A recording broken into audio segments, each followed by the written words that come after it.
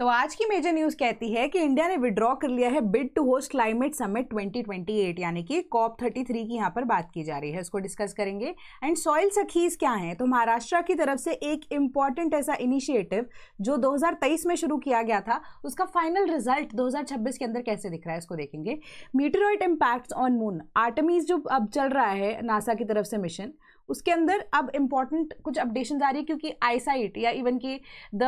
You can से astronauts जो कि अब 4 लोग गए हैं, they are also observing things from their eyes, right. तो आईज जो है वो बेटर अब क्लैरिटी से चीज़ों को पिक्चर कर सकते हैं, इमेजिन कर सकते हैं, उनको उस तरीके से ट्रेनिंग भी दी गई, हमने उसको भी डिस्कस किया था। तो क्या है मीटेरॉइड्स के इम्पैक्ट ऑन मून, उसको भी डिस्कस करेंगे। वेलकम टू स्लीपी क्लासेस और 9 अप्रैल 2026 के current affairs from the Hindu आज हम डिस्कस करने वाले हैं। तो पहली आपकी न्यूज क्या कहती है, president Trump statements on Iran raised questions about international law. तो अब जो प्रेसिडेंट ट्रम्प की तरफ से मल्टीपल टाइम स्टेटमेंट्स आती रही हैं, not in the context of Iran also, जब हम यहाँ पर वेनेजुएला की भी बात करते हैं या इवन क्यूबा के केस में भी कॉन्टेक्स्ट में बात करते हैं, ग्रीनलैंड के कॉन्टेक्स्ट में भी बात करते हैं, तो बहुत सारी ऐसे क्वेश्चंस रेज किए जाते हैं on the authenticity of the international law, कि इंटरनेशनल लॉ बनाने का मतलब ही क्या है। When the country, one of the countries involve जिसने इंटरनेशनल लॉ को मेजरली फ्रेम किया है वो यूएसए ही है, ठीक है। कि वन ऑफ द कंट्रीज जिनके मेजर फ्रेमर्स इंटरनेशनल लॉ के यूएसए से ही आते हैं,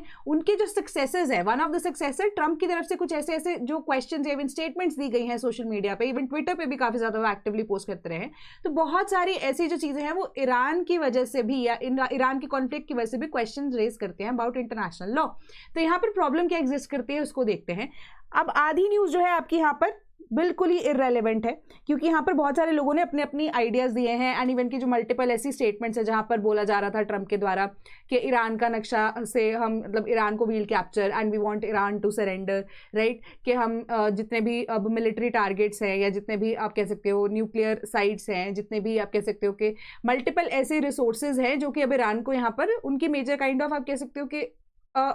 इकोनॉमी को यहाँ पर चलाते हैं, उन साइड्स को भी टारगेट करने के लिए मल्टीपल टाइम्स प्रेसिडेंट ट्रम्प की तरफ से ऐसी स्टेटमेंट्स आती रही हैं। बट उसके बाद यहाँ पर भी इंटरनेशनल लॉ की जब हम बात करते हैं कि अगर similar kind of cheese Iran की तरफ से पॉसिबल हो पाती, ठीक है, अगर ऐसी कोई चीज़ होती या इवन ईरान के लिए या ईरान के अंदर घुसकर स्पेसिफिकली अमेरिकन सोल्जर्स कोई एक्शन ले लेते, तो मल्टीपल टाइम्स क्या चीज़ें होती यहाँ पर, है ना। वो सारी चीज़ों को ध्यान में रखते हुए ये चीज़ बोली जा रही है कि अब shipping in the straight of Hormuz जो एक इंपॉर्टेंट चोक पॉइंट है पर्शियन गल्फ के अंदर, हमें पता है 20% ऑफ द जो अब वर्क्स है या इवन ट्रेड है इंटरनेशनली वो कहाँ से होता है, स्ट्रेट ऑफ हॉर्मुज की तरफ से ही होता है। एंड इवन कि हम यहाँ पर ऑयल सप्लाईज की भी बात करते हैं, बट उसको रोक दिया गया, ऑयल प्राइसेस जो है वो सोर होते रहे एंड स्टॉक मार्केट्स के ऊपर इंपैक्ट पड़ता रहा। बट अब यहाँ पर इंटरनेशनल लॉ एक्चुअली में कहता क्या है, यूनाइटेड नेशंस का जो चार्टर है वो सिर्फ परमिट करता है use of force against the particular nation जब आपकी खुद के सेल्फ डिफेंस के राइट्स यहाँ पर हैम्पर हो रहे हो, यानी कि सेल्फ डिफेंस के अंदर ही आप किसी एक पर्टिकुलर एग्रेसर कंट्री के अगेंस्ट कोई एक्शन ले सकते हैं, ठीक है। इसको यहाँ पर माना तो गया नहीं, ठीक है। एंड ये सिर्फ और सिर्फ तभी पॉसिबल हो सकता है जब इसकी ऑथराइजेशन सिक्योरिटी काउंसिल की तरफ से दी गई हो,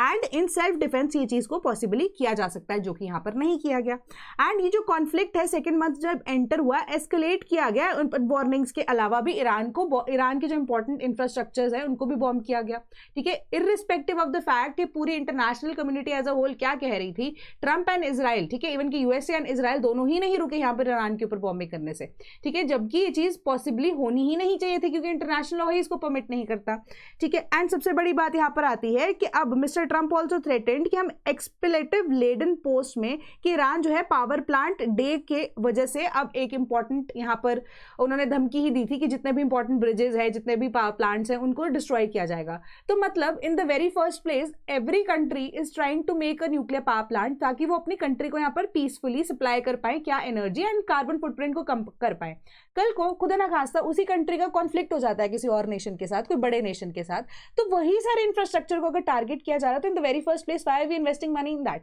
है ना। कि ये इंपॉर्टेंट चीजें हम यहाँ पर बना रहे हैं ताकि लोगों का भला हो सके एंड उसके ऊपर ही आप अटैक कर दो ताकि कल को जो डिपेंडेंसी है वो लोगों की आपकी कंट्री के अंदर हो जाए और आपको सरेंडर करना पड़े अल्टीमेटली। तो this is not correct no, कि ग्लोबलाइजेशन का इंपैक्ट यहाँ पर हम देखते हैं कि यही था ना कि हम इंटरनेटिंग करेंगे, कि हम पीसफुली को एग्जिस्ट करेंगे, यहाँ पर जो हमारी ट्रेड है वो इजीली यहाँ पर कैरी आउट हो सके, बट वो चीज़ तो यहाँ पर नहीं हो पा रही है, ठीक है। तो जो स्ट्राइक्स है वो क्लियरली एक अनलॉफुल एक्शन को बताते हैं, ये आपको एक सिंपल सी चीज बता रही है कि पावर फैसिलिटी अटैक की जा सकती है under the laws of armed conflict अगर वो प्रोवाइड करती है इलेक्ट्रिसिटी किसी मिलिट्री बेस को in addition to the civilians. सिर्फ तभी पॉसिबल होता है कि किसी मिलिट्री बेस को अगर वो इलेक्ट्रिसिटी सप्लाई कर रही है तभी आप उसको स्ट्रेटेजिकली तोड़ सकते हो। इंटरनेशनल लॉ ये चीज स्टेट करता है। बट जो स्ट्राइक है वो किसी भी तरह की डिस्प्रपोर्शनेट हार्म सिविलियन पॉपुलेशन को नहीं करनी चाहिए, ये हमारा इंटरनेशनल लॉ कहता है। एंड दोनों ही पर्सपेक्टिव्स यहां पर नहीं माने गए, नहीं सुने गए, irrespective of the fact important infrastructure को बॉम्ब किया गया, रिपीटेडली बॉम्ब किया गया।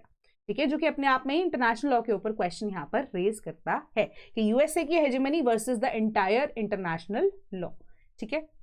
देन नेक्स्ट न्यूज कहती है कि इंडिया ने विड्रॉ कर लिया है बिड से to host the climate summit in 2028। तो यहाँ पर कॉप 33 की बात हो रही है, जहां पर अगर आप देखो 2023 के अंदर प्रधानमंत्री मोदी ने इंटरेस्ट दिखाया था कि कॉप 33 को इंडिया चाहता है यहाँ पर होस्ट करना। तो अब कॉप जितने भी कॉन्फ्रेंस ऑफ पार्टीज, जब हम यहाँ पर क्लाइमेट को लेकर बात करते हैं, डिस्कशन करते हैं, ये रीजन वाइज यहाँ पर डिवाइडेड है कि हर एक रीजन में रोटेशन वाइज जितने भी कंट्रीज यहाँ पर कॉप की मेंबर्स हैं वो होस्ट कर सकती हैं। ठीक है, तो अब यहाँ पर अगर आप देखोगे कि टर्की एंड इवन के ऑस्ट्रेलिया के द्वारा कॉप 30 ब्राजील में हुआ था, एंड अब इस साल का जो एडिशन की जब हम बात कर रहे हैं वो तुर्की एंड ऑस्ट्रेलिया के द्वारा अब 2027 का समिट कॉप 32 जो है वो शेड्यूल्ड है कि वो होस्ट किया जाएगा। ठीक है, COP 32 scheduled to be held in Ethiopia, and अभी इस साल का जो एडिशन है वो तुर्की एंड ऑस्ट्रेलिया ज्वाइंटली यहाँ पर ऑपरेट करेंगे। कॉप 30 ब्राजील में, कॉप 31 की जब हम बात कर रहे हैं वो कहाँ पर, अब ब्राजील कॉप 30 ब्राजील में हुआ, कॉप 31 की बात कर रहे हैं तो ऑस्ट्रेलिया एंड तुर्की मिलकर इसको कर रहे हैं होस्ट, एंड कॉप 32 की बात की जा रही है तो इथियोपिया में होगा, एंड कॉप 33 के अंदर इंडिया ने इंटरेस्ट यहां पर दिखाया था। ठीक है, बट अब इंडिया ने अपनी जो बिड है वो विड्रॉ कर लिया है। उसके पीछे का रीजन यहां पर समझ में नहीं आ रहा है एग्जैक्टली क्या है, बट अब इंडिया के अलावा, इंडिया जो है एशिया पैसिफिक रीजन के अंदर फॉल करता है, क्योंकि मैंने आपको बताया कॉप जो कॉन्फ्रेंस ऑफ पार्टीज है वो रीजन वाइज यहाँ पर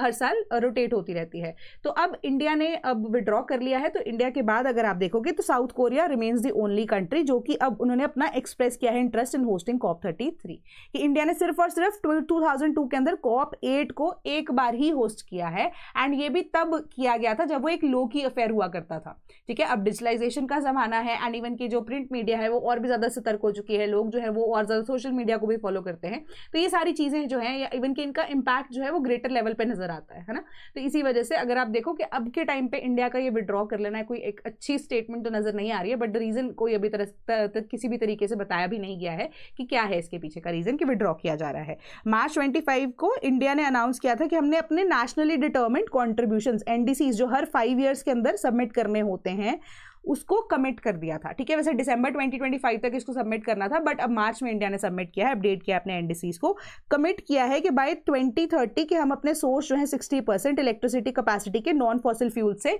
अब लेकर आएंगे, एंड रिड्यूस करेंगे emissions intensity GDP of the GDP by 47%, and increase करेंगे कार्बन सिंक को by 3.5 to 4 billion tons of carbon dioxide equivalent. ठीक है, 2035 तक। ये सिंपल सी चीज यहां पर आपको बताई गई है। Ancient reservoir unearth on Elephanta,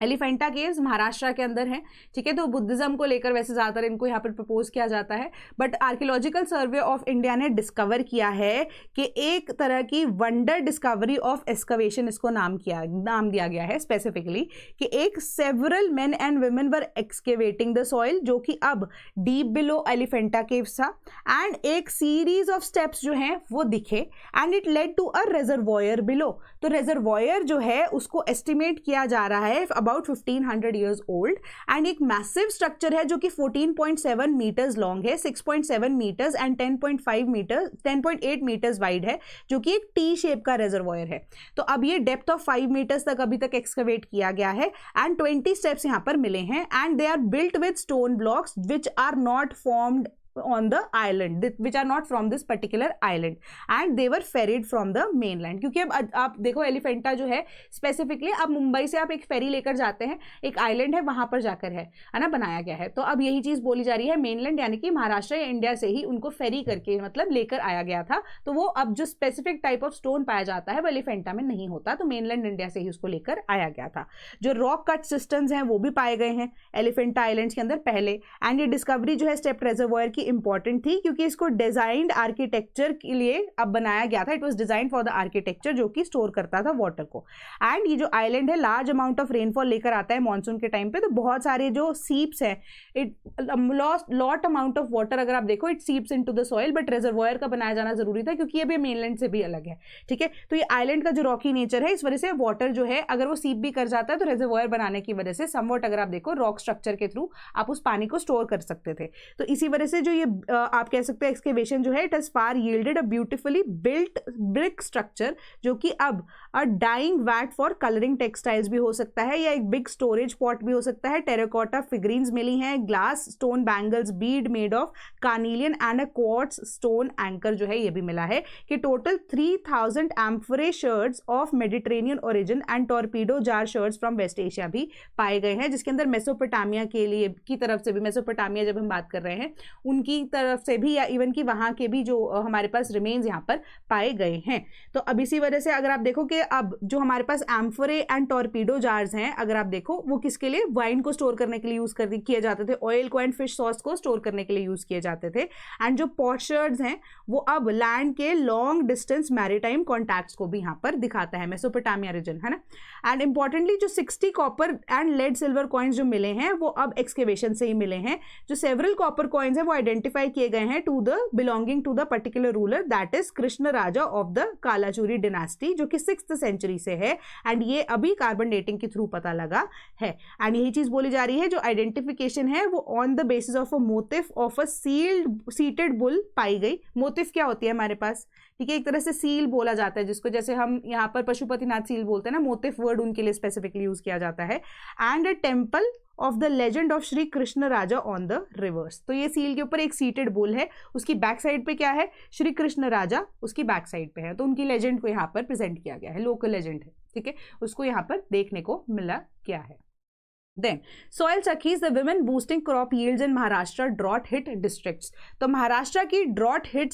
जो डिस्ट्रिक्ट्स हैं वो कौन सी हैं, सतारा है, सांगली है, सोलापुर है, कोल्हापुर है एंड पुणे है। अब वो एम्पावर कर रही हैं विमेन को from marginalise families in the state. तो जो प्रोजेक्ट 2023 के अंदर शुरू किया गया था कि हम ट्रेन करेंगे विमेन को कि वो सॉइल सखीज बन सकें and Mann Deshi Foundation agriculture and climate action programme के पार्ट बन सकें। तो इसके अकॉर्डिंगली जो विमेन है वो पूरा साल काम करती हैं, ट्रैवल करती हैं थ्रू आउट द स्टेट, जो कि अब कलेक्ट करती हैं सॉइल सैंपल्स को। तो जो सॉइल सखीज हैं वो out of 2394 farmers across the 9 drought prone तालुकाज या डिस्ट्रिक्ट्स या 5 डिस्ट्रिक्ट्स के अंदर उन्होंने 8,000 से 10,000 रुपए पर महीना मिलते हैं एंड एक्सक्लूडिंग पेट्रोल अलाउंसेस, जिसके अंदर 400 से 900 रुपए चार्ज किए जाते हैं टू अब test the soils at the laboratories. तो मेजरली फील्ड वर्क का काम यहाँ पर विमेन को दिया गया है, ठीक है। तो वो डिफरेंट सॉइल सैंपल्स को कलेक्ट करती हैं from different talukas different districts also, and उसी के अकॉर्डिंगली जो लैब टेस्टिंग के लिए सॉइल को भेजा जाता है, जो भी रिजल्ट्स आते हैं उसके बाद जो सॉइल सखीज हैं दे हेल्प दोज फार्मर्स कि किस तरीके से आप सॉइल की जो क्वालिटी है उसको इंप्रूव कर सकते हैं,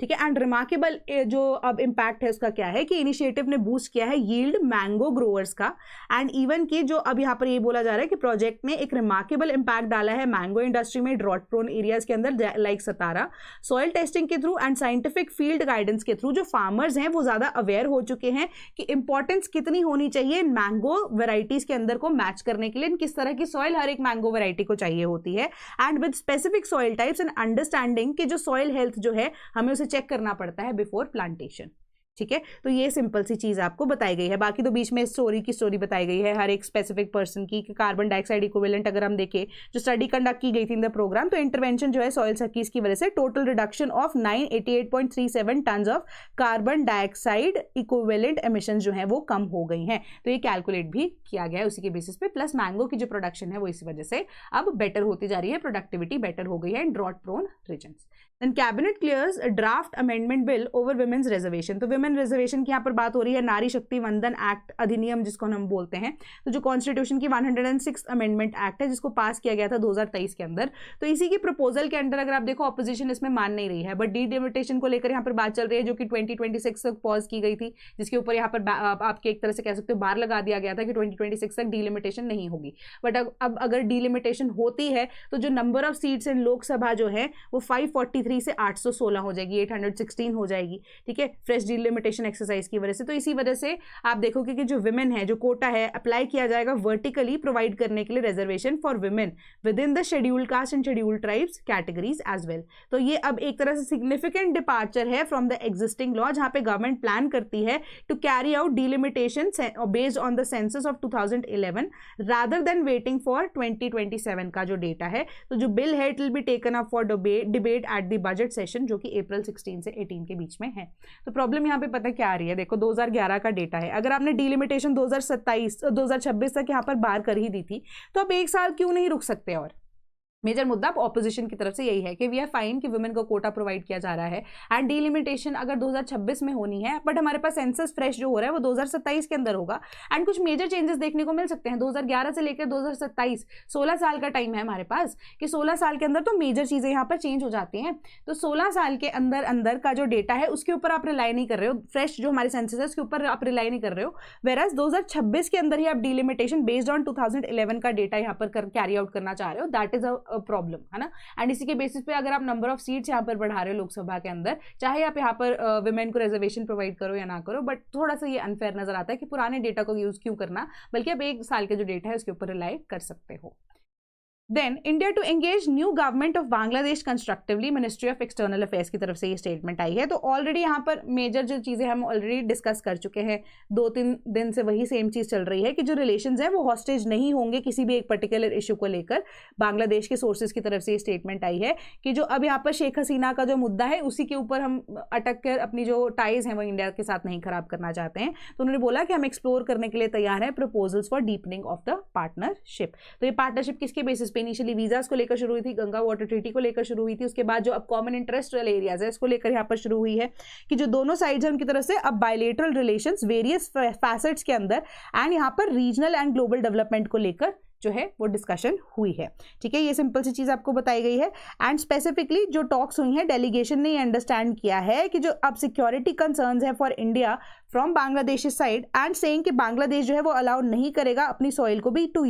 B used against India's interest and किसी भी तरह की जो कोई भी गवर्नमेंट अगर आ जाती है तो सिक्योरिटी पैक्ट जो है हम किसी और कंट्री के साथ इंक्लूडिंग यूएस, चाइना और पाकिस्तान नहीं करेंगे। बांग्लादेश की तरफ से ये स्टेटमेंट आ चुकी है, जो कि अपने आप में एक इंपॉर्टेंट चीज़ है। बांग्लादेश के सोर्सेज यही कहते हैं, जो डिस्कशंस यहाँ पर हुई हैं, they did not want relations to be held hostage to the issues of miss Hasina's presence in India, but वो सीख कर रहे हैं एश्योरेंसेज कि हर public statements would be curtailed and she will not be allowed to use Indian territory for political purposes। तो India की तरफ से उन्होंने ये चीज़ को डिमांड किया है। ठीक है, ऑलरेडी डिमांड किस बेसिस पे यहाँ पर हुई है कि जो बांग्लादेश कह रही है हम अपनी सॉइल को यूज़ नहीं होने देंगे अगेंस्ट इंडिया। ठीक है, कि कोई भी ऐसी हमारी नेबरिंग कंट्री है या मेजर कंट्री है, यूएसए, चाइना, इवन पाकिस्तान भी हो गया, उनके साथ हम किसी भी तरह का डिफेंस पैक्ट साइन नहीं करेंगे। ठीक है, and different multiple security reasons में या इशूज़ में हम आपकी हेल्प करने वाले हैं, but on the other hand आप हमारे लिए इतना कर दीजिए कि जो शेख हसीना की प्रेजेंस से हमें इंडिया के अंदर कोई प्रॉब्लम नहीं है, बट उनकी जो स्टेटमेंट्स हैं वो पब्लिकली अब हमारी आप कह सकते हो कि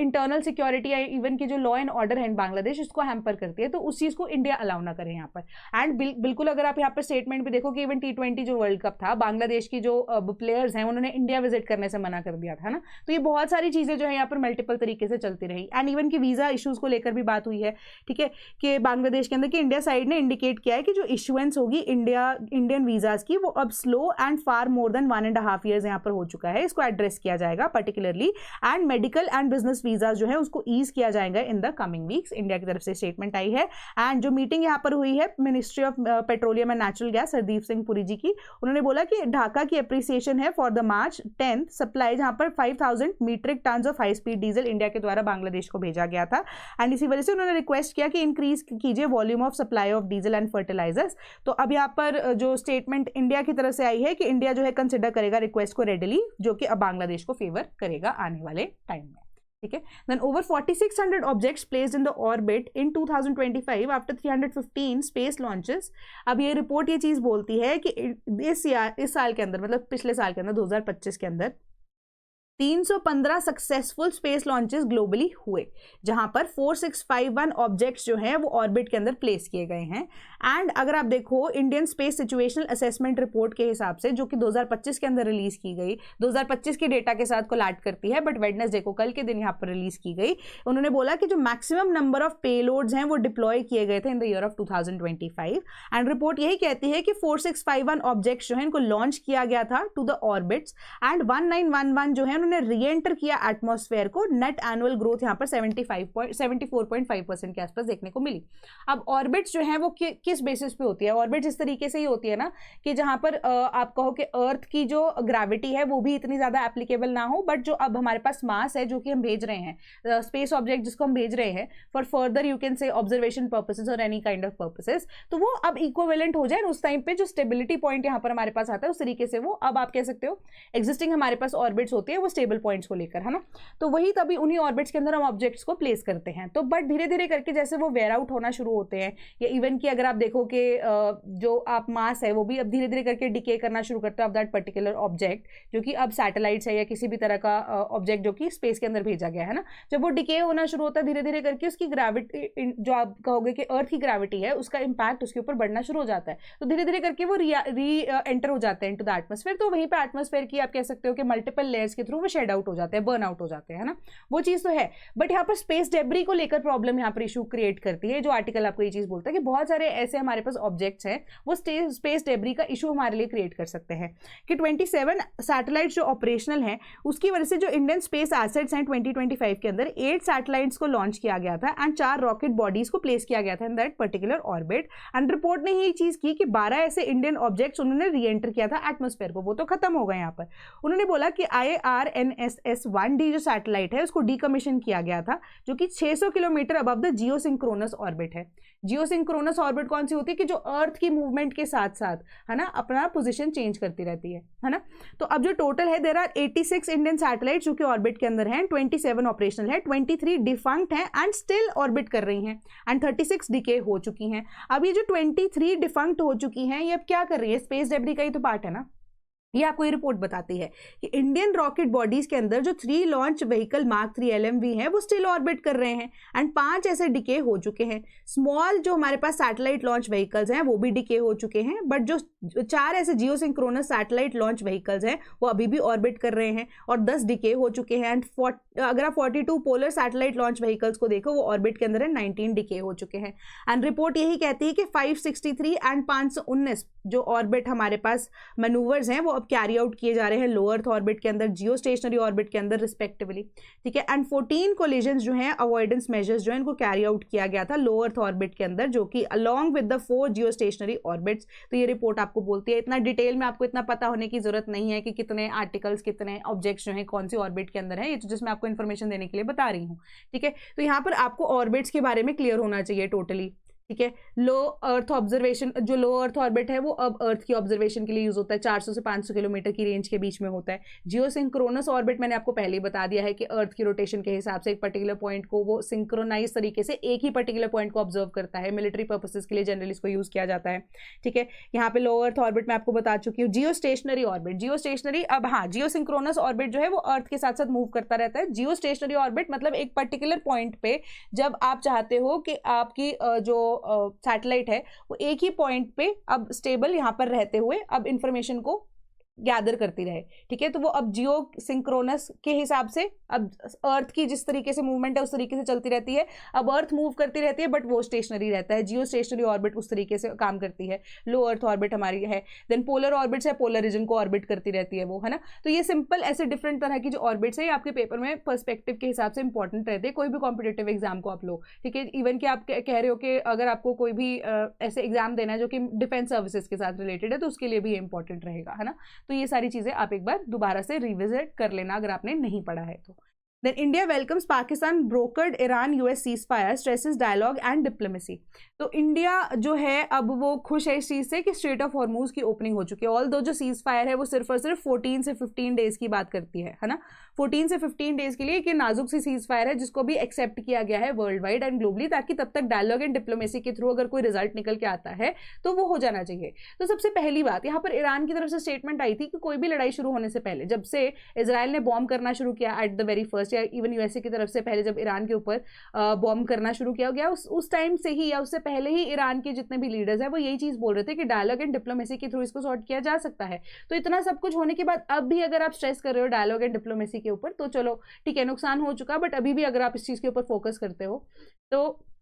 कंटिन्यूसली अब जो ये वॉर है 14-15 डेज के अंदर ही सीज फायर जो है वो परमानेंट होना चाहिए। एंड ये जो ट्रीटी है ये किसके द्वारा, पाकिस्तान के द्वारा ब्रोकर की गई है। इंडिया की तरफ से जो अब आप कह सकते हो कि जो ट्रीटी यहाँ पे जो सीज फायर हुआ है जो पाकिस्तान के द्वारा ब्रोकर किया गया है उसको ओपन आप कह सकते हो ओपनली इंडिया एक्सेप्ट करता है, ठीक है। But although ministry of external affairs की तरफ से किसी पर्टिकुलर कंट्री के फेवर में यहाँ पर नाम नहीं लिया गया, यानी कि पाकिस्तान का नाम डायरेक्टली तो नहीं लिया गया, बट स्टिल यहाँ पर इंडिया की तरफ से यही पीस का पैगाम भेजा गया है, अमन शांति का पैगाम भेजा गया है कि ये एफर्ट्स जो है अब जो इश्यूज यहाँ पर चल रहे हैं ईरान के अंदर भी, और इवन यूएसए के साथ भी ईरान के चल रहे हैं या इसराइल के भी चल रहे हैं, इनको आप आराम से बैठकर पीसफुली आप खत्म कर सकते हैं। एंड इससे क्योंकि पूरे वर्ल्ड के ऊपर बहुत ज़्यादा इंपैक्ट हो रहा है, हम देख रहे हैं कि जो थ्रेट्स हैं, टाइमिंग है चल रही है, इंटरनेशनल लॉ की यहाँ पे वायलेशन मेजरली अभी हमने डिस्कस किया, ये बहुत सारी चीजें चल रही हैं, बहुत लोग मर चुके हैं already, civilians have died, many people have died, people have lost their lives, कि वो सारी जो कैजुअलिटीज यहाँ पर हुई हैं, war is not the solution at the end, यही चीज यहाँ पर आपको बोली गई। तो ये सिंपल सा आर्टिकल था। Then India Turkey talks hint at a thaw in bilateral relations,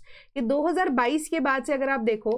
कि कोई भी ऐसी डेलीगेशन, फॉरेन डेलीगेशन ना तुर्की से इंडिया आई है, ठीक है, ना इंडिया से तुर्की गई है, बट उसके बाद जब आप देखो कि ये जो मुद्दा है ये कश्मीर की वजह से पहले भड़का, ठीक है। तुर्की में आपको पता है ना कैलिफेट सिस्टम जो है चलता होता था पहले, खलीफा वाली बात जो हम बोलते हैं ना, कि उनकी बात कही हुई बिल्कुल सही होती है in the Mohammedan culture, right. तो ये चीज़ है। अब 2022 के बाद से आप देखोगे कि ऑपरेशन सिंदूर जब हमारे पास लास्ट ईयर हुआ 2025 के अंदर, ठीक है, तो ऑपरेशन सिंदूर जब कंडक्ट हुआ उसके बाद तो बिल्कुल ही तुर्की ने पल्ला झाड़ लिया था इंडिया की तरफ से, एंड रिलेशंस और ज़्यादा खराब होने शुरू हो गए थे, एंड पाकिस्तान का उन्होंने यहाँ पर सपोर्ट दे दिया था। आप ये भी देखोगे कि इवन के जो इंडियन लोग हैं जो कि टर्की के या तुर्की के टूरिज्म सेक्टर को मेजर बूस्ट देते हैं, उसके अंदर भी रिडक्शन देखने को मिली थी आफ्टर दैट ऑपरेशन सिंदूर के बाद, है ना। तो अब क्या है, Turkey wants to keep all that behind, it wants to leave all that things behind. अब वो बायलैटरल रिलेशंस के लिए टॉक्स यहाँ पर करना चाहते हैं कि अब रिस्टोर करने के लिए बायलैटरल रिलेशंस जो कि रप्चर हुए थे during India Pakistan conflict last year. तो ऑफिशियल जो हैं अब 12th round of foreign office consultations में उनकी डिस्कशन यहाँ पर हुई है। एंड मेजर कॉम्प्रिहेंसिव रिव्यू हमने सिर्फ ये डिस्कस करना है कि किसके ऊपर बात हुई है, trade, investments, tourism, technology, innovation, energy, cooperation in educational and cultural field, people to people ties and fight against cross border terrorism। देखो अब क्रॉस बॉर्डर टेररिज्म भी डिस्कशन में आ गया, जो कि अपने आप में ही बहुत ज़्यादा आयरॉनिकल सिचुएशन यहाँ पर नजर नहीं आती है आपको, कि क्रॉस बॉर्डर टेररिज्म से ही तो इंडिया उस टाइम पे पाकिस्तान के ऊपर अटैक कर रहा था, ठीक है। And we have not even targeted the civilians during operation Sindoor, that was what officially stated, that was what was officially stated. तो उसी चीज़ के अगेंस्ट वहाँ पर तुर्की उस टाइम पे इंडिया के खड़ा था, बट अब आप क्रॉस बॉर्डर टेररिज्म को लेकर बात कर रहे हो, ठीक है। चलो वो चीज़ अलग है, बट यहाँ पर डिस्कशन हुई है, ठीक है। अब ये टॉक्स जो है कॉम्प्रिहेंसिव रिव्यू देता है कि करंट स्टेट हमारे बायलैटरल ट्रेड्स का क्या है, कि दोनों ही साइड्स ने एक्सचेंज किए अपने views regional and global issues के ऊपर एंड म्यूचुअल इंटरेस्ट के ऊपर, एंड रिवाइव करने की बात की है बायलैटरल टॉक्स, जो कि आफ्टर आप देखोगे कि अजरबैजान के जो मिनिस्टर हैं उन्होंने ट्रैवल किया, क्योंकि अब यहाँ पर इंडिया के ऊपर अगेन ये एलिगेशन लगाया जा रहा था ना कि अजरबैजान के अंदर जितने भी ये जो अब सिचुएशन ख़राब की गई है वो इंडिया के द्वारा लगाई गई है, की गई है। पाकिस्तान की तरफ से ये स्टेटमेंट जो है वो इंटरनेशनली बहुत ज़्यादा कम्युनिटी में फैलाई भी गई थी, बट उनकी जो डेलीगेशन है अजरबैजान की, जब वो इंडिया विजिट करते हैं उसके बाद आप देखोगे कि तुर्की की जो डेलीगेशन है वो भी विजिट कर रही हैं। तो जो टाइज हैं उसको over the government support to Pakistan in statements and military assistance की वजह से, पर्टिकुलरली जहाँ पर सप्लाई दी जा रही है ऑफ ड्रोन्स, इंडिकेट करती है कि Modi government may be revisiting या revising its position on the issue. तो इसके ऊपर यहाँ पर डिस्कशन आगे हो सकती है, एंड मे बी इंडिया जो है बेटर यहाँ पर टाइज कर ले अपने अजरबैजान के साथ भी एंड इवन तुर्की के साथ भी। तो इंडियन जो डिप्लोमेट्स हैं उन्होंने ये बोला है कि जो डेवलपमेंट है वो ये रिफ्लेक्ट करती है कि एक realistic approach to the relations को हम फॉलो करेंगे, एंड हम यहाँ पर ग्लोबल डिसऑर्डर जहाँ पर बढ़ता हुआ दिख रहा है इंडिया और तुर्की जो है वो एक प्रैग्मेटिक एफर्ट है कि हम डिफरेंसेस को अपनी साइड पर रख के भी कम्युनिकेशन को ओपन रख सकते हैं, which is a you can से mature way of taking decisions rather than fighting with each other, है ना। ये सिंपल सी बात आपको कही गई है। Then MPC factors and ceasefire to keep repo rate unchanged. Monetary policy committee ने ये चीज कहा है कि बहुत सारे फैक्टर्स है सीज फायर के अंदर, इस वजह से हम जो रेपो रेट है उसको कम ही रखेंगे, अभी हम बढ़ाएंगे नहीं उसको, ठीक है। तो सबसे बड़ी बात है कि ये चीज बोली गई कि लो इंटरेस्ट रेट है कि उन्होंने कहा कि इंपैक्ट जो है वॉर का वेस्ट एशिया के अंदर अगर आप देखो बहुत ज्यादा मेजर है, बट हमारा बैंकिंग सिस्टम रेजिलिएंट था। बैंकिंग सिस्टम रेजिलिएंट होने के बाद अगर आप देखो कि हमारी इकोनॉमिक स्लोडाउन थोड़ा बहुत हमें देखने को मिला था, बट स्टिल ये अब स्लोडाउन जो है वापस से ऊपर पीक पे आने के चांसेस हैं। तो इस टाइम पे अगर हम अपने रेपो रेट को बढ़ा देते हैं या इंटरेस्ट रेट्स को भी इन दैट केस बढ़ा देते हैं, तो इसका इंपैक्ट जो कि ऑलरेडी किसी एक्सपोर्टर या मार्केट के अंदर डायरेक्टली हमें देखने को मिल रहा था कि बढ़े हुए प्राइसेस का जो अब किसके ऊपर, जेब के ऊपर ही मार पड़ रही है ना लोगों के, वो चीज़ के ऊपर से अगर हम यहाँ पर रेपो रेट को बढ़ा देते हैं और ज़्यादा, तो क्या हो जाएगा फिर और ज़्यादा हमारा जो इन्फ्लेशन रेट है वो मैटर करेगा एंड मल्टीपल ऐसी चीज़ें। तो उन्होंने बोला हम इसको अभी अनचेंज ही रखेंगे, एंड उन्होंने बोला कि वेस्ट एशिया का जो कॉन्फ्लिक्ट है वो इंपीड कर सकता है ग्रोथ को। तो मॉनेटरी पॉलिसी की कमेटी ने ओपिनियन दिया कि हमने जो इंटेंसिटी एंड जो ड्यूरेशन है कॉन्फ्लिक्ट का, रिजल्टेंट डैमेज जो है एनर्जी सेक्टर में बहुत सारे इंफ्रास्ट्रक्चर के अंदर देखा है, बहुत ज्यादा जो रिस्क है वो ऐड हो गया था इसके अंदर। तो इन्फ्लेशन एंड ग्रोथ आउटलुक्स के अंदर भी मे बी इसका चेंज आ सकता है, बट इकोनॉमी को कंट्रोल करने के लिए विद द सप्लाई शॉक उन्होंने एम्फसाइज किया कि जो हम रेपो रेट है उसको अनचेंज रखेंगे एंड एलिवेट करेंगे energy and other commodity prices को, ताकि जो शॉक्स यहाँ पर हैं हुए हैं एंड अवेलेबिलिटी ऑफ इनपुट्स हमारे पास रेडिली अवेलेबल होंगे, ठीक है, या प्रेजेंट होंगे, उसके बाद धीरे धीरे जो इकोनॉमिक स्लो डाउन था या इवन इन्फ्लेशन थी वो भी कंट्रोल में आ जाएगी, ठीक है। तो ऑब्वियस सी बात है शॉक्स को अब्सॉर्ब करने में थोड़ा सा तो टाइम लगेगा एंड ये इंपैक्ट कर सकता है ग्रोथ 2026-27 के लिए, but we will manage it, ठीक है। तो बहुत सारे ऐसे फैक्टर्स को कंसिडर करते हुए तो जो रियल जीडीपी ग्रोथ फोरकास्ट है वो अब रिड्यूस करके, जो कि 7.1% के आसपास थी, 70 बेसिस पॉइंट्स इसको रिड्यूस करके 6.9% तक कर दिया गया है। और जो सीपीआई इन्फ्लेशन है 2026-27 के लिए इसको प्रोजेक्ट किया गया है कि थोड़ी सी वो ज्यादा हो जाएगी 4.5% से फ्रॉम 4.4 जो कि अर्लियर यहाँ पे प्रोजेक्ट की गई थी। सीपीआई इन्फ्लेशन क्यों यहाँ पर बढ़ती हुई नजर आ रही है, मैंने आपको बताया था कि कंज्यूमर पैटर्न्स चेंज हो रहे हैं, बट वॉर की सिचुएशन में आप क्या कर रहे हो, वही चेंज कंज्यूमर पैटर्न्स हैं वो ओरिजिनल पैटर्न्स पे आ जाते हैं, ठीक है, क्योंकि हमारे पास जो बेसिक नेसेसिटीज है, जो हमारे पास बास्केट ऑफ कमोडिटीज एग्जिस्ट करती हैं, वो हम बास्केट ऑफ कमोडिटीज तभी हम यूज करते हैं हमारी, क्योंकि अब कंज्यूमर प्रेफरेंसेस चेंज होने की वजह से वो बास्केट के अंदर चेंजेस लाने की जरूरत है। मैं आपको पहले बहुत बार बता चुकी हूँ। बट जब कोई भी ऐसी इंसर्जेंसी, ऐसी कोई आप कह सकते हो ग्लोबल चीज हो जाती है, ऐसा कुछ इंपैक्ट आ जाता है किसी वॉर लाइक सिचुएशन का, या वॉलेटिलिटी बढ़ जाती है, तो वो ओरिजिनल पैटर्न्स की तरफ भी कंज्यूमर शिफ्ट हो जाते हैं। तो उनकी वजह से अब उन्होंने डिमांड कम कर दी थी, सडनली उसकी डिमांड हाई हो गई, ठीक है। तो वही प्रोडक्ट्स की जब डिमांड हाई हो गई तो हमारे पास जो कंज्यूमर का इंडेक्स है, अगर आप कहो सीपीआई इंडेक्स की जब हम बात कर रहे हैं, वो बढ़ गया ऑटोमेटिकली, ठीक है। तो वो ऑटोमेटिकली अगर आप देखोगे 4.4% से 4.5%, यानी कि थोड़ा सा लोग उसके ऊपर खर्चा ज्यादा करेंगे, ठीक है। वही बास्केट के ऊपर जो लोग ज्यादा खर्चा करेंगे, थोड़ा सा तो स्टॉक पाइल करना शुरू करेंगे, उसकी डिमांड बढ़ेगी, इसी वजह से सीपीआई जो है वो बढ़ गया है। एंड वेराज हमारी जो जीडीपी ग्रोथ फैक्टर है वो थोड़ा सा अब यहाँ पर हैम्पर होते हैं, 7.1% से 6.9% के आसपास, 70 बेसिस पॉइंट्स इसको रिड्यूस किया गया है। तो आरबीआई ने फैक्टर किया है कि हम क्रूड प्राइसेस को at $85 a barrel in inflation forecast देखेंगे इस साल, एंड $75 पर barrel for the next year हम इसको फोरकास्ट करके चल रहे हैं। एंड इसी डेटा को हम देखते हुए कि इतने प्राइसेस हमारे पास होंगे, अकॉर्डिंगली ही हम उसके बेसिस पे जितनी भी हमारी जो पॉलिसीज है उसको फ्रेम करना शुरू करेंगे। एंड स्टेट कर रहे हैं कि ग्लोबल इकोनॉमिक कंडीशन जो सेंटिमेंट है वो आफ्टर द आप देखोगे कि वेस्ट एशिया जो वॉर है उसके बाद वो काफी ज्यादा कंट्रोल में लेकर आने की जरूरत है। तो इसी वजह से जो एशिया की कॉन्फ्लिक्ट की, वेस्ट एशिया कॉन्फ्लिक्ट की वजह से कि अब एडवर्सिटी अगर आप देखोगे इसकी इंपैक्ट जो है वो बहुत ज्यादा एडवर्स है, एंड ग्रोथ इन्फ्लेशन आउटलुक को इसने बहुत ज्यादा इंपैक्ट किया है। एंड उन्होंने बोला कि जियोपॉलिटिकल अनसर्टेनिटीज जो है वो सिग्निफिकेंटली हायर कर देती हैं हमारे रिस्क को एंड हमारे इन्फ्लेशन आउटलुक को, and increase energy price pressures and even की जो वेदर डिस्टर्बेंसेज हैं उसको भी हमें ध्यान में रखना है, जिस वजह से जो फूड प्राइसेस है वो भी आने वाले टाइम में मे बी इंक्रीज हो सकती हैं। तो इसी वजह से हमें अपनी इकोनॉमी को उसी हिसाब से रिजिलेंट बनाना पड़ेगा, क्योंकि अगर आप इस साल देखो कि वेस्टर्न डिस्टर्बेंसेस को लेकर बहुत ज्यादा मेजर इश्यूज देखने को मिल रहा है, तभी आप देखोगे कि नॉर्थ इंडिया के अंदर मेजरली बहुत ज्यादा बारिश एंड बहुत जगह स्नोफॉल्स भी हो रही है। वेस्टर्न डिस्टर्बेंसेस के फिनोमेना की जब हम बात कर रहे हैं जनरली वो अब विंटर टाइमिंग के अंदर होता था जब स्नोफॉल होती थी इन सर्टन हिमालयन रीजन्स, है ना, बट वेस्टर्न डिस्टर्बेंसेस बहुत ज़्यादा सक्रिय है इस टाइम पे। एंड इवन अफगानिस्तान से होते हुए जो वेस्टर्न डिस्टर्बेंसेस है वो साइक्लोन, अब आपको वेस्टर्न डिस्टर्बेंसेस का आइडिया यही है ना कि मेडिटेरेनियन सी से जो अब आप कहोगे कि जो अब साइक्लोन की फॉर्मेशन एक तरह से होती थी, ठीक है, साइक्लोनिक फॉर्म ऑफ रेनफॉल ही है, मेडिटेरेनियन सी से वो अब घूमते घूमते अफगानिस्तान पाकिस्तान से होते हुए अब नॉर्थ इंडिया के अंदर वो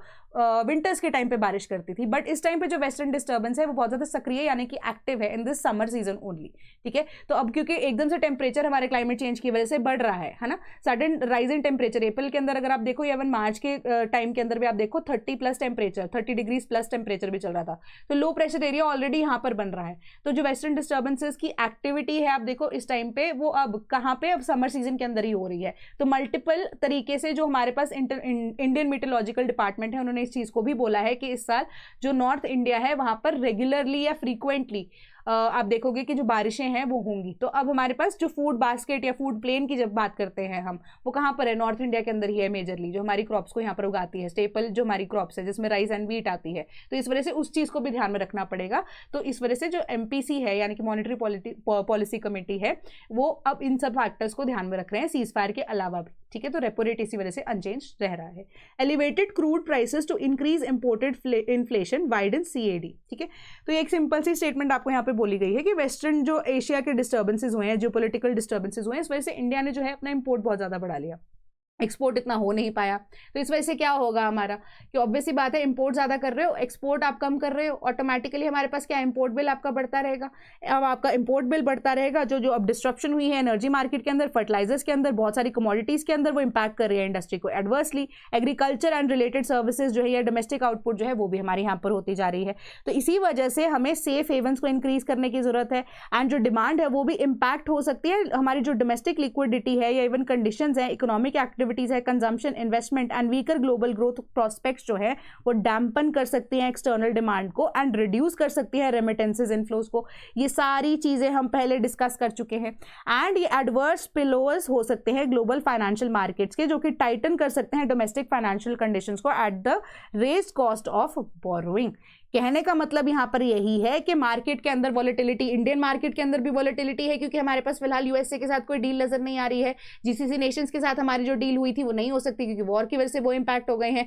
इवन यूरोपियन यूनियन के अंदर भी हमारा फ्री ट्रेड एग्रीमेंट हुआ है, उसको अभी एप्लीकेबल होने में 1 साल लग जाएगा, चाहे जितना मर्जी आप फास्ट ट्रैक कर लो। तो वॉलेटिलिटी इंडियन मार्केट में भी है, इंटरनेशनल मार्केट में भी वॉलेटिलिटी एग्जिस्ट करती है। लोगों ने लिक्विडेट करने शुरू कर दिए, फॉरेन इन्वेस्टर्स ने इंडिया के अंदर अपने जितने भी शेयर्स थे। Supply of money in the market में रुपये की जो वैल्यू है इसी वजह से अगेंस्ट डॉलर कम होती रही, ठीक है। कि इसी वजह से हमारी जो एग्रीकल्चर इंडस्ट्री है, फर्टिलाइजर्स जिसको मेजरली इंपोर्ट करते हैं, तो हमारा इंपोर्ट बिल में वो भी ऐड हो रहा है। तो इसी वजह से हमारी इंपोर्ट के ऊपर डिपेंडेंसी बहुत ज़्यादा है, इंपोर्ट बिल हमारा बढ़ गया है, हमारी एक्सपोर्ट इतनी हो नहीं पाई। बासमती अगर आप देखो बहुत ज़्यादा ऐसा अनाज सड़ गया है, इवन कि जो हमारे वेस्ट एशियन नेशंस है जिनको हम बासमती की मेजर सप्लाई देते हैं वो भी यहाँ पर टाइमली डिलीवर नहीं हो पाई। बासमती का price even Iran and West Asian countries के अंदर बहुत ज़्यादा बढ़ गया due to this conflict and हमारी जो शिप्स हैं वो स्ट्रैंडेड रही एट स्ट्रेट ऑफ हॉर्मुज, वो सप्लाई नहीं पहुंचा पाई या इवन इंडियन पोर्ट्स के ऊपर यहाँ पर रुकी रही। तो ये सारी चीज़ों की वजह से हम क्या हो रहा है, यहाँ पर प्रॉब्लम एग्जिस्ट कर रही है, इंपोर्ट बिल बढ़ता जा रहा है, हमारे पास यहाँ पे डेफिसिट जो है वो ट्रेड डेफिसिट एग्जैक्टली वर्ड अगर हम यूज कर रहे हैं तो ये ट्रेड डेफिसिट बहुत ज्यादा बढ़ेगा, ठीक है। तो अब एलिवेटेड क्रूड ऑयल के प्राइसेस है वो भी ट्रेड डेफिसिट को बहुत ज्यादा बढ़ाएगा। तो इसी वजह से अब जो रेमिटेंसेस के ऊपर इंपैक्ट पड़ सकता है क्योंकि माइग्रेंट वर्कर्स, मैंने आपको कल बताया कि 33% ऑफ द इंडियन डायस्पोरा जो है वो अब GCC नेशंस के अंदर है, ठीक है। तो हो सकता है या तो वो सप्लाई या इवन के पैसा यहाँ इंडिया में भेजना बंद कर रहे हैं या वो हो सकता है खुद से उठ के आ जाए अगर ये लड़ाई बहुत लंबी चलती है। तो अभी तो ये सीज फायर सिर्फ 14 डेज का हुआ है, कुछ नहीं पता 14 दिन के बाद क्या हो जाएगा, है ना, अभी भी। तो इस वजह से फॉरेन रेमिटेंसेस के थ्रू भी इंडियन इकोनॉमी के अंदर पैसा नहीं आएगा यहाँ पर। तो ये बहुत सारी चीजें जो है अब मैटर करती हैं एंड इसी वजह से जो सरकार को एंड इवन की मॉनेटरी पॉलिसी को लेकर RBI को भी चीजों को ध्यान में रखना चाहिए। This is what this report is stating. Then West Asia crisis, centre increases fertiliser SOP for kharif season. SOP को लेकर यहाँ पर यही है कि यूनियन कैबिनेट ने अप्रूव किया है 12% nutrient based subsidy phosphatic and potassic fertilisers के लिए ऑनगोइंग खारिफ क्रॉप सीजन के लिए। ठीक है, इसको बढ़ा दिया गया है। एंड अप्रोक्सीमेटली आपको ये चीज बताया गया है कि 4317 करोड़ का more than the budgetary requirement kharif season 2025 के लिए दिया गया था। एंड ये बजट सीजन के लिए 2025 के लिए कितना था, 37,216.15 करोड़ रुपए के आसपास। तो इसको इंक्रीज कर दिया गया है। गवर्नमेंट ने मेंटेन किया है कि हम इंक्रीज करेंगे सब्सिडी को, अवेलेबिलिटी ऑफ फर्टिलाइजर्स को to the farmers subsidise rate के ऊपर अफोर्डेबल एंड रीजनेबल प्राइसेस पे इस चीज की इंश्योरिटी की जाएगी, इसको इंश्योर किया जाएगा। एंड इस वजह से हमें क्या होगा, रैशनलाइजेशन होगी of subsidy on P&K fertilisers, क्योंकि जो रीसेंट ट्रेंड्स हैं ग्लोबल प्राइसेस के फर्टिलाइजर एंड इनपुट की वजह से अब यहाँ पर जो हमारा एग्रीकल्चर सेक्टर है वो हैम्पर ना हो, क्योंकि फर्टिलाइजर्स की भी आप देखो शॉर्टेज थी एंड फर्टिलाइजर्स को फटाफट से GCC नेशन से किसी तरीके से इंडिया ने भी इंपोर्ट करना शुरू किया। इंडिया ने भी ऑल्टरनेटिव्स यहाँ पर ढूंढने की शुरू किए। ठीक है, कि हमारे पास अब फर्टिलाइजर्स की डिमांड, फर्टिलाइजर्स के लिए हमने किसके ऊपर, रशिया के ऊपर डिपेंडेंस दिखाई, USA के ऊपर डिपेंडेंस भी दिखाई। एंड इवन कि हमारे पास जो GCC नेशंस है, those who were capable enough to send those to India, वो चीज भी यहाँ पर हुई है ना। तो इंडिया ने स्टॉक इकट्ठा तो कर लिया है, बट इंटरनेशनली अभी आप देखो कि प्राइसेस को स्टेबलाइज होने में टाइम लगेगा। तो उसका इंपैक्ट इंडिया के agriculture sector and even farmers के ऊपर ना पड़े, इस वजह से जो आप देखोगे कि जो फर्टिलाइजर्स है इसके ऊपर जो सब्सिडी है, स्पेसिफिकली किसके ऊपर, जो हमारे आप कह सकते हो कि न्यूट्रिएंट बेस जो सब्सिडी है, that is phosphatic and potassic fertilisers के लिए सब्सिडी को और ज्यादा बढ़ा दिया है, 12% से बढ़ा दिया है, ताकि जो फार्मर्स है उनके ऊपर ये इंटरनेशनल मार्केट के प्राइसेस का इंपैक्ट ना पड़े, सरकार उसका खर्चा बेयर करेगी खुद से। सिंपल सी ये न्यूज है। Then shippers see clarity as Iran still control Strait of Hormuz, कि अभी 14-15 दिन है, प्रॉब्लम यहाँ पर है, बट टेक्निकल आप देखो कि लिमिटेशंस यहाँ पर एग्जिस्ट करती हैं। तो मैं आपको फटाफट से बताती हूँ कि एग्जैक्टली डिटेल नहीं पढ़ने की आपको जरूरत क्या है। ये कि जो स्ट्रेट ऑफ हॉर्मुज है,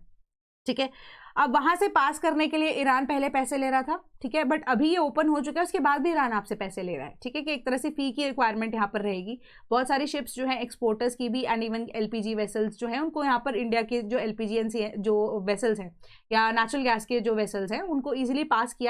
करने दिया जा रहा है विद रिक्विजिट फी। बट जितने भी अब नॉर्मल शिपमेंट्स हैं उनको पास नहीं करने दिया जा रहा है अभी भी, क्योंकि अब सीज फायर यहाँ पर डिक्लेयर हो चुकी है। उसके बाद भी उसके ऊपर भी यहाँ पर फीस लगेगी, जो कि एडिशनली हमारे जो एक्सपोर्ट कॉस्ट है, इम्पोर्ट कॉस्ट के अंदर या ट्रांसपोर्टेशन कॉस्ट के अंदर बढ़ेंगे। एंड इवन कि जो क्रूड ऑयल का प्राइस है इंटरनेशनली वो भी अभी स्टेबल तो नहीं हुआ है। तो ये प्रॉब्लम जो है अभी शिपर्स के अंदर या शिपर्स के को फेस करनी पड़ रही है, क्योंकि ईरान अभी भी स्ट्रेट ऑफ हॉर्मुज को कंट्रोल कर रहा है and they still charging money for it. ठीक है, ये आपको पूरा का पूरा आर्टिकल यही सेम चीज को बताता है कि अगर आप यहाँ पे देखो कि at the peak of the conflict 22 ऐसे इंडियन फ्लैग्ड वेसल्स थे पर्शियन गल्फ रीजन के अंदर, 2 गल्फ ऑफ ओमान के अंदर and 1 in the Gulf of Aden and 2 in the Red Sea, जो अभी तक भी पास नहीं हो पाए हैं। Then government okays 2 hydro units in Arunachal. तो ये क्या कह रहे हैं कि बूस्ट करेंगे हाइड्रो इलेक्ट्रिक पावर को अरुणाचल प्रदेश के अंदर। तो कैबिनेट कमेटी इकोनॉमिक अफेयर्स के ऊपर उन्होंने अप्रूव किया है कि इन्वेस्टमेंट होगी 26,069.5 करोड़ रुपीस की in the construction of Kamala hydroelectric project alongside a sum of 14,105.83 crore. अब दूसरा कलाई 2 जो हमारा हाइड्रो इलेक्ट्रिक पावर प्रोजेक्ट है, मतलब पार्ट 2 ऑफ द कलाई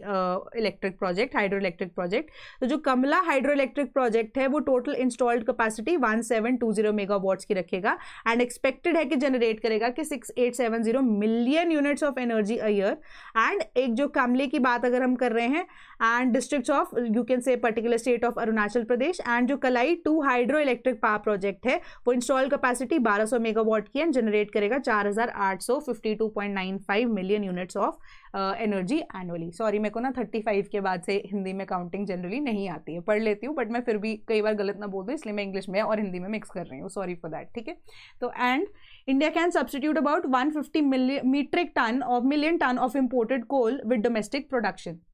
तो डोमेस्टिक प्रोडक्शन के अकॉर्डिंगली ना, मतलब ऐसे माना जा रहा है कि एक न्यूज़ आपको ये कह रही है कि कोल का ना, अगर आप देखो कि हमारा इम्पोर्ट बिल ऑलरेडी बढ़ा हुआ है, बट कोल की प्रोडक्शन की बात करें अब, सिंस अब हम कार्बन न्यूट्रल कंट्री बनने की कोशिश कर रहे हैं, कार्बन एमिशंस को कम कर रहे हैं, कार्बन सिंक्स को हम बढ़ाने की बात कर रहे हैं, ठीक है, कार्बन या इवन कि कोल सेक्टर, ठीक है, कोल सेक्टर जो है उसके ऊपर हमारी डिपेंडेंसी वैसे कम होती जा रही थी, ठीक है, बट अभी वेस्ट एशिया कॉन्फ्लिक्ट की वजह से वापस से वो डिपेंडेंसी शिफ्ट होते हुए नजर आ रही है। That was an emergency provision that took place, है ना, इमरजेंसी स्टेप था that took place. But overall अगर आप देखो कि वेरियस अदर इंडस्ट्रीज को अगर हम केटर करते हुए जहाँ पे कार्बन की या कोल की रिक्वायरमेंट होती भी है, तो इंडिया टोटल 250 मिलियन टन्स के आसपास कोल को एनुअली अगर आप देखो इंपोर्ट करता है, इसमें से 150 मिलियन टन जो इंपोर्टेड कोल है ना, उसको हम डोमेस्टिकली अगर प्रोड्यूस करना शुरू करें, उतना ही हमारा जो इंपोर्ट बिल है वो कम हो जाएगा। ठीक है, कि सिर्फ और सिर्फ 100 मिलियन टन ही हमें इंपोर्ट करना पड़ेगा, तो 150 मिलियन टन जो है हम अगर डोमेस्टिकली प्रोड्यूस कर सकते हैं अपने रिसोर्सेज के थ्रू, तो ये प्रोडक्शन जो है इससे क्या होगा, हमारा इंपोर्ट बिल कम हो जाएगा। ठीक है, एंड यहाँ पर जो पावर सेक्टर पावर प्लांट्स के द्वारा 40 मिलियन टन यूज किया जाता है, 60 मिलियन टन जो है वो कोकिंग कोल है। एंड अगर इंपोर्टेड कोल को एज प्राइमरी इनपुट मान के चले तो हमारे पास space about 140 to 150 million ton के आसपास रह जाता है, जो कि domestic production instead of imports के ऊपर हम केटर कर सकते हैं, मतलब डोमेस्टिक प्रोडक्शन से हम केटर कर सकते हैं, इंपोर्ट्स हमें करने की जरूरत नहीं है। तो अब हमारे पास सब्सटीट्यूटेबल स्पेस जो है वो हमारे पास रहती है कि 140 से 150 मिलियन टन के आसपास की, जो कि हम डोमेस्टिकली प्रोड्यूस कर सकते हैं। तो अब इस वजह से हम इंप्रेस कर रहे हैं अपॉन द स्टील इंडस्ट्री कि सब्सटीट्यूट करे वो इंपोर्टेड कोकिंग कोल को डोमेस्टिक कोकिंग कोल के साथ, ताकि जो चार्जेस है वो भी कम हो सके। तो जो अब इंडस्ट्री है, they are also asking the steel industry कि आप यूज करो डोमेस्टिक कोल को in the sponge iron sector also. तो यही फर्दर चीज है कि जो पावर प्लांट्स हैं उनकी जो डिमांड है फॉर कोल 50% के आसपास ईयर ऑन ईयर बेसिस पे कम होती हुई नजर आ रही है। अब हमने 15.1 मिलियन टन कोल को यूज किया था ब्लेंड करने के लिए पावर जनरेशन के लिए, इस साल हमने सिर्फ और सिर्फ 7.3 मिलियन टन को यूज किया है। तो इसी वजह से जो कोल स्टॉक है अवेलेबल है पावर प्लांट्स के पास, and it stood at 55.18 million ton which would be sufficient for 24 days uninterrupted power generation, जो कि ऑब्जर्वेशन यहाँ पर की गई है फ्रॉम द लास्ट 7 डेज। ठीक है, तो मतलब बेसिकली आपको न्यूज़ यही कह रही है कि जो स्टील इंडस्ट्री है, जो कि हमारी कार्बन इंटेंसिव इंडस्ट्री है, सीमेंट इंडस्ट्री है, जहाँ पर कोल की रिक्वायरमेंट रहती है, हमें हाई टेम्परेचर्स की रिक्वायरमेंट रहती है, तो आप इंपोर्ट मत कीजिए उस कोल को, हम डोमेस्टिकली जो आपको प्रोवाइड कर रहे हैं कोल, उसको यूज़ करना आप शुरू कर दीजिए। Then Artemis crew witness meteorite impacts on moon. तो हिस्टोरिक लूनर फ्लाईबाय के थ्रू अगर आप देखो, एस्ट्रोनॉट जो है नासा के आर्टेमिस 2 मिशन में है, उन्होंने विटनेस किया मीटेरॉइड्स जो स्ट्राइक कर रहे हैं rugged surface of the moon को, एंड ये एक साइंटिस्ट की जो क्यूरियोसिटी है इससे पीक हो गई है, एंड डेफिनेटली उन्होंने कहा कि जो इम्पैक्ट है फ्लैशेस के ऑन द मून देखने को मिलते हैं। एंड उन्होंने कहा कि इसी मिशन के अंदर यही स्पेसिफिक चीज उन्होंने अपनी रिपोर्ट के अंदर लिखी है कि while flying around the moon, के ऐसी सच जर्नी के अंदर ह्यूमंस के द्वारा more than half a century में ये जो इन्फॉर्मेशन है उसके द्वारा बहुत ज्यादा अमेज हो चुके हैं। एंड यहाँ पर जो स्पेस क्राफ्ट है उसके अकॉर्डिंगली अगर आप देखो तो 2,50,000 miles 4 lakh kilometre away from the earth वो अभी इस टाइम पे हैं, एंड उसके accordingly Audible screams of delight एक तरह से देखने को मिल रहे हैं। बट इम्पैक्ट अगर उन्होंने किया कि उन्होंने ये बोला कि किसी भी तरह का कलर उन्होंने यहाँ पर देखा specifically in the context of you can say meteoroid strikes, तो उन्होंने कहा कि नियरली 7 आवर्स ऑब्जर्वेशन पीरियड के अंदर उन्होंने देखा कि ऐसे प्रोलॉन्ग्ड हमारे पास सिचुएशंस या फिनोमिनाज जो हैं या मीटेरॉइड्स जो हैं वो कंटिन्यूसली मून को यहाँ पर स्ट्राइक करते हैं, उनका इंपैक्ट भी मून के सर्फेस के ऊपर देखने को मिलता है। एंड इवन कि उन्होंने बोला कि even if they would shut for a millisecond like a fastest camera, एक कैमरा शटर जो है ओपन एंड क्लोज करने में इतना टाइम ले लेता है, बट उसी टाइम के अंदर अंदर अगर आप देखो कि जो मीटेरॉइड है वो कंटिन्यूसली स्ट्राइक करते रहते हैं। कि अब इस वजह से ऑब्जर्वेशन को मैच करने के लिए जो शटर स्पीड है ऑफ द कैमरास जो कि प्रोवाइड किए गए हैं उसके ऊपर काम किया जा रहा है, एंड जो सैटेलाइट जो कि ऑर्बिट कर रही है अब मून के आसपास, उसके अकॉर्डिंगली जो आप कह सकते हो सोलर एक्लिप्स की विजिबिलिटी, या इवन कि आप कह सकते हो कि उन्होंने उस चीज़ को भी, साइटिंग्स को भी नोटिस यहाँ पर करने की कोशिश करनी है आने वाले टाइम के अंदर। तो ये जो मून है वो पास कर रहा है from in front of the sun, तो ऐसी सारी एक्टिविटीज़ को कैप्चर करने के लिए even from camera also and multiple ऐसी चीज़ें जो ऑब्जर्वेशन टूल्स वो लेकर गए हैं उसको भी केटर किया जाएगा। बट जो कैमरा स्पीड है उसको और बेटर करने के लिए यहाँ पर अब एक तरह से ऑब्जर्वेशन की गई है इस मून स्पेसिफिक प्रोजेक्ट के ऊपर, आर्टेमिस के ऊपर, कि अगर मे बी नेक्स्ट प्रोजेक्ट के अंदर अगर वो कभी ऐसा कुछ इंट्रोडक्शन करते हैं या कुछ भी करते हैं तो वो उस चीज़ के ऊपर काम करेंगे। तो यही ऑब्जर्वेशन के थ्रू क्या चीज़ें बेटर होनी चाहिए, एक एक चीज़ के ऊपर ध्यान में रख के जो फ्लैशेज है उनको कैप्चर करने के लिए कोशिश की जाएगी। Then government extends bulk commercial LPG allocation to more sectors. तो एलपीजी सेक्टर को लेके फर्दर अगर आप देखो इंडस्ट्रियल प्रोसेसेस के लिए कल हमने 5 kg एलपीजी सिलेंडर की बात की थी, ठीक है। तो अब एक्सपैंड किया जा रहा है एलपीजी की प्रोडक्शन को टू इंडस्ट्रियल सेक्टर्स, जैसे कि पेट्रोलियम मिनिस्ट्री की तरह एक स्टेटमेंट आ रही है कि अब हम स्टेट्स के थ्रू अब कम्युनिकेशन की जा रही है कि पहले इंडस्ट्रियल यूनिट्स में जो pharma, agriculture, uranium, then metal, ceramic, foundry and aerosol among every other sector जो कि रिसीव कर रहे हैं 70% ऑफ द बल्क, जो कि नॉन डोमेस्टिक एलपीजी के ऊपर बेस्ड है एंड बेस्ड ऑन कंजम्पशन है, उसको असेस किया गया प्री मार्च मंथ के अंदर, इस साल के अंदर। एंड जो इंडस्ट्रियल बेनिफिशरीज है एलपीजी एलोकेशन के, उसके अंदर steel, plastic, food industry and chemical sectors जो है अमंग अदर्स। पहले इनिशियली इन सेक्टर्स को यहाँ पर एलोकेट कर दिया गया था एसेंशियल कमोडिटीज एक्ट के अंदर। पहले क्या किया गया था, सिर्फ और सिर्फ कंजम्पशन पर्पसेस के लिए, हाउस होल्ड सेक्टर के लिए कर दिया गया। धीरे धीरे करके आप देखोगे कि steel, plastics, food industry and chemical sectors के लिए सरकार ने थोड़ा सा यहाँ पर एलपीजी एलोकेशन खोला। उसके बाद अब आप देख रहे हो कि pharma, agriculture, uranium, metal, ceramic, foundry and एरोसल sector के लिए भी सरकार ने यहाँ पर जो कमर्शियल एलपीजी एलोकेशन है वो बढ़ा दी है इस बार में। ठीक है, तो ये ऑटोमेटिकली ये चीज़ आपको बता रही है। तो लेटेस्ट कम्युनिकेशन यही बोलती है कि हमें ट्रांजिशन करना है पाइप नेचुरल गैस को, ताकि जो बल्क एलपीजी एलोकेशन है वो एक तरह का एक्सेप्शन हो सके टू द इंडस्ट्री, जहाँ पर एलपीजी रिजर्व जो है वो स्पेशलाइज्ड पर्पसेस के लिए यूज हो सकते हैं, जहाँ पर मैन्युफैक्चरिंग प्रोसेसेस होते हैं। एंड पीएनजी जो है एक तरह का adequate substitute in that particular industry commercially यहाँ पर वाइबल नहीं होगा, बट हाउस होल्ड सेक्टर को जरूर केटर कर सकता है। Then NTPC inks memorandum of understanding with you can say France की इलेक्ट्रिसिटी कंपनीज के साथ। ठीक है, तो जो state own national thermal power corp company है, अब मैं कोई क्वेश्चन का आंसर बताओ वैसे कमेंट सेक्शन में कि एनटीपीसी हमारी मिनी रत्ना है या आप कह सकते हो कि महारत्ना है। ठीक है, अगर दोनों ही हैं, दोनों तो नहीं होंगे वैसे, इधर दोनों में से कोई एक होगी या दोनों ही नहीं है। ठीक है, एक चीज मेरे को इसका आंसर बताना, ढूंढ के बताना। तो इंडियन न्यूक्लियर पावर स्पेस की वजह से अब इंडिया चाहता है एक्सप्लोर करना न्यूक्लियर ऑप्शंस को। तो स्टेटमेंट के अकॉर्डिंगली दोनों ही एंटिटीज एस्टैब्लिश करेंगी एक फ्रेमवर्क जो कि ज्वाइंटली असेस करेंगे फीसिबिलिटी एंड अप्रोच जो कि कोलैबोरेशन में उनको हेल्प करे। तो एनटीपीसी का मेजर आइडिया क्या है कि न्यूक्लियर एनर्जी की वजह से हम एक टारगेट लेकर चल रहे हैं जो कि 30 gigawatts of nuclear capacity by 2047 India के एस्टैब्लिश कर सके। ठीक है, ये आपकी सिंपल न्यूज थी। तो रूफटॉप सोलर के लिए अब ना सरकार क्या कर रही है, यूटिलिटी लेड एग्रीगेशन की बात कर रही है। क्यों? क्योंकि अब हमारे पास रूफटॉप सोलर पैनल्स के लिए जो स्कीम एग्जिस्ट कर रही है दैट इज पीएम सूर्य घर, उसके अकॉर्डिंगली बाय मार्च 2027 सरकार अब चाह रही है कि 1 करोड़ रूफटॉप पैनल्स तो हम कंप्लीट कर ही दें। बट अब हर एक व्यक्ति का घर ऐसा नहीं होता जहाँ पे रूफटॉप सोलर्स के लिए कैपेसिटी एक्चुअली में इंफ्रास्ट्रक्चर ऐसा कुछ एग्जिस्ट करता हो या ना करता हो। इवन दो लोगों की विलिंगनेस हो सकती है बट उनके घर का इंफ्रास्ट्रक्चर ही उस चीज को यहाँ पर केटर नहीं करता, कई बार वो प्रॉब्लम एग्जिस्ट करती है। तो इस वजह से अब सरकार यानी कि सेंट्रल गवर्नमेंट स्टेट गवर्नमेंट्स के थ्रू यहाँ पर क्या कर रही है, जहां पर भी यूटिलिटी आपको लग रही है तो उसको एग्रीगेशन में यहाँ पर आप काम कीजिए, उसके साथ एग्रीगेशन में काम कीजिए। कहने का मतलब यहाँ पर यही है कि स्टेट गवर्नमेंट अब काम कराएगी at the grass root level on the through the for the interested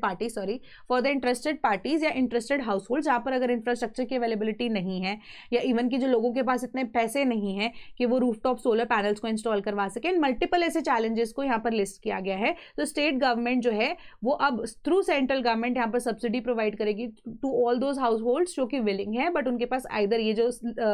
identified set of problems अगर एग्जिस्ट करती हैं उसको कैसे ओवरकम करके एक्चुअली में जो रूफटॉप सोलर्स है उनको इंस्टॉल किया जा सकता है। ठीक है, तो ये मिनिस्ट्री की तरफ से जो स्कीम है अब ये that will be able to cover 30 lakh households and renewable energy जो है it can not be you can say के left idle at this particular point of time, क्योंकि अब तो गर्मियों का सीजन भी आ चुका है ना। इवन तो बारिशें आ रही हैं बट कभी तो ऐसे गर्मी आएगी है ना, उस टाइम पे जो इलेक्ट्रिसिटी जनरेशन है वो और ज्यादा बेटर यहाँ पर होती रहती है। तो इंस्टॉलेशन जो है रूफटॉप सोलर सिस्टम्स की for house holds that either cannot afford them or lack the infrastructure to install them। तो इस स्कीम के अकॉर्डिंगली जो कि फोर्स में है since mid 2025 it has not been popular। तो मिनिस्ट्री जो है मूव कर रही है कि ऐसा इंसेंटिव स्कीम जो कि मोर अट्रैक्टिव हो टू स्टेट्स। तो इस स्कीम के accordingly they should be able to cover 30 lakh households and ministry of renewable energy की तरफ से ये स्टेटमेंट आया है। तो अब यहाँ पर सरकार यानी कि सेंट्रल गवर्नमेंट स्टेट गवर्नमेंट को इंसेंटिवाइज करेगी अगर स्टेट गवर्नमेंट इतना पर्टिकुलर टारगेट कंप्लीट कर देती है बाय 2027 मार्च। तो 1 साल का टाइम पीरियड दिया है तो स्टेट गवर्नमेंट अब खुद से ग्रास रूट लेवल पे बेटर तरीके से काम कर पाएगी है ना। तो दिस इज यू कैन से अ बेनिफिट ऑफ फेडरलिज्म जो कि इंडिया के अंदर एग्जिस्ट करती है ना। सेंटर की तरफ से स्टेट गवर्नमेंट को फायदा हो रहा है, स्टेट गवर्नमेंट को फायदा तभी होगा अगर वो काम करेंगे तो उसी बेसिस पे जो यूटिलिटी है वो बेटर करते जाएंगे। ये सिंपल सी आपकी न्यूज़ थी, बट आपको न्यूज़ ये पता है पीएम सूर्य घर योजना। ठीक है,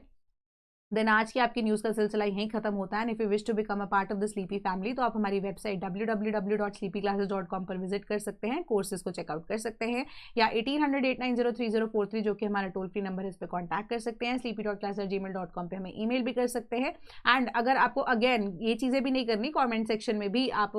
मैसेज कर सकते हैं किसी भी तरीके का कॉमेंट अगर आप चाहते हैं कोर्सेज के बारे में इंक्वायर करना, team will get in touch with you. And also अगर मैं आपको एक और बात बताऊँ, अगर आपको कोई डाउट होता है तो भी आप कॉमेंट सेक्शन में बता सकते हैं। अदरवाइज टेलीग्राम ग्रुप एग्जिस्ट करता है जहां पे आपके जो डाउट्स हैं वो रेडिली केटर कर लिए जाएंगे। That is all from my side today. Thank you so much.